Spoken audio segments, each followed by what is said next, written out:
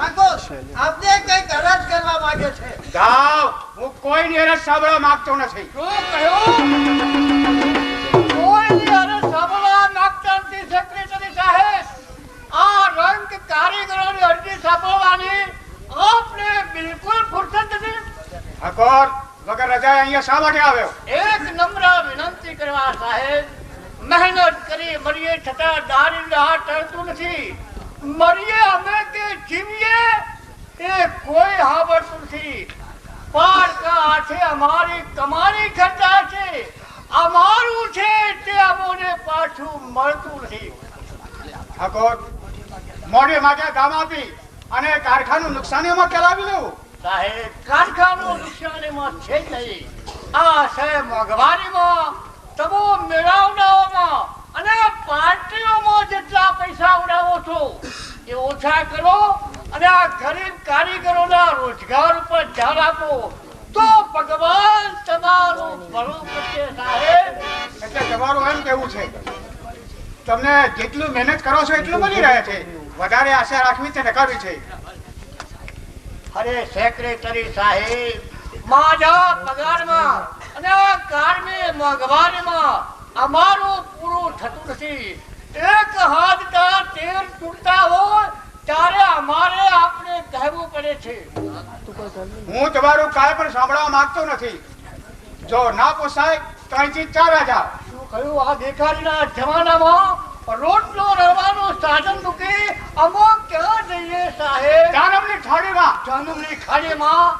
જાનમની ખાડી અમારા માટે નહીં, પરંતુ જેની પસીનાની કમાઈથી તમે માલી રહ્યા છો એના માટે જાનમના દરવાજા ખુલ્લા છે સાહેબ. બસ બહુ થયો બકવાસ. હવે ચૂપચાપ અહીંથી જાય છે કે નહીં? ચોખ્ખો જવાબ મેળવ્યા સિવાય એક ડગરવાઈથી ખસવાનો નથી. તો બરાબર છે. લાકડાના દેવને ખાસડાની પૂજા જ હોય છે. ખાડાનો માર અરે રજપૂતના છોકરા પર, અરે જેના બાપ દાદા ખાડાના ખેલ કરી બેન દીકરીઓની આબરૂ બચાવે છે એને ખાડાનો માર મારતા શરમ નથી આવતી? મેનેજર ભાઈ, રાખી તમારી આબરૂ દયા કરી અનમૂલ છે, એને વધાવો ખાડેથી આ તમારી ભૂલ છે.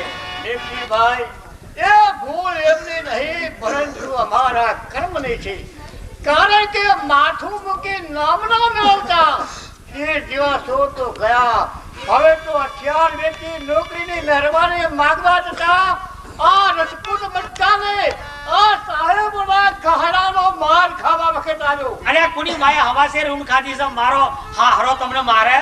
જોઈ છે લાકડીની મુન્નો બહુ કરો મમ્મા બાઉ રાતો મમ્મા કાઢી નાખું. આ ભાઈ તમે પણ આવા લોકોને શું ઉશ્કેરી નહીં લઈને આવો છો? અલ્યા હું શું લાવું મારું માથું?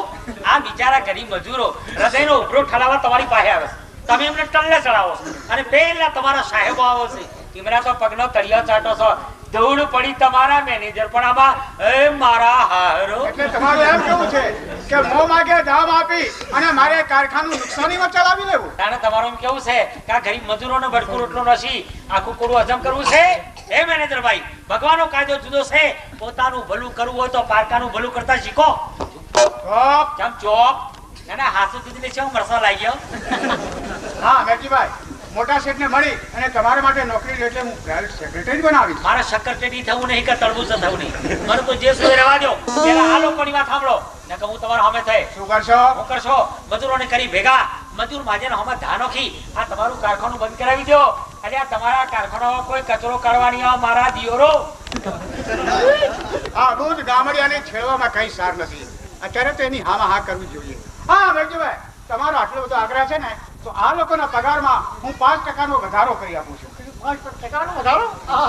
ઓ મેનેજર સાહેબનું જય. દેવજીભાઈ, સારું થયું કે તમે આવ્યા અને આ 5% નો વધારો છો. આ વર્ષે પાછળ દૂધ છોકરાઓ પાડશો. રાજી થઈ ગયા? અરે રાજી પગારનો વધારો થયો? પગારનો વધારો કાકો વસ્તીનો વધારો કરતા નહીં હો. મેનેજર સાહેબનો જય. મેનેજર સાહેબનો જય. કેવા રાજી થઈ ગયા?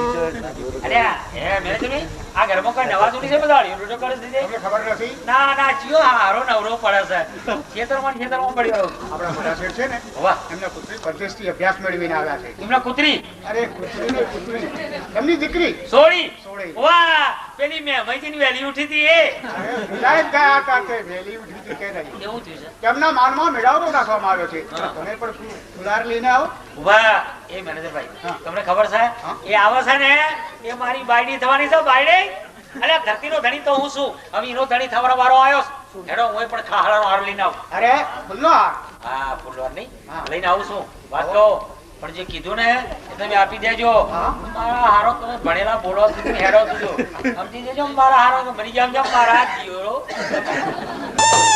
Ladies and gentlemen, excuse me. Well, Banu, how have I got so?